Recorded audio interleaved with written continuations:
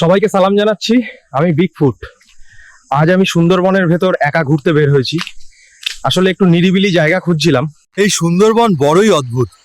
গাছগুলো কেমন হঠাৎ কেঁপে কেঁপে ওঠে, পাখির ডাকও কেমন জানি ভয় ভয় লাগছে। এইমাত্র একটা শব্দ পেলাম, হ্যাঁ, যেন কিছু একটা পড়ে গেল পানিতে। আমি একটু দেখে নেই। ওইটা কি?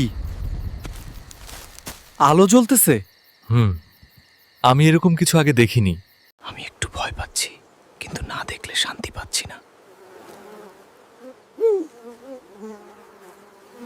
ভাই রে, এটা কোনো মানুষের কাজ না।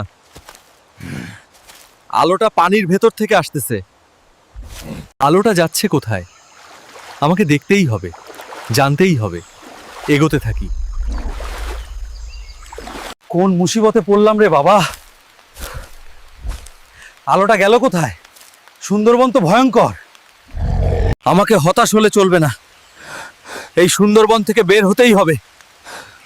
এগোতে থাকি। অনেক ক্লান্ত আমি। সুন্দর একটা জায়গা পেয়েছি। এই গাছের ডালেই ঘুমানো যাক।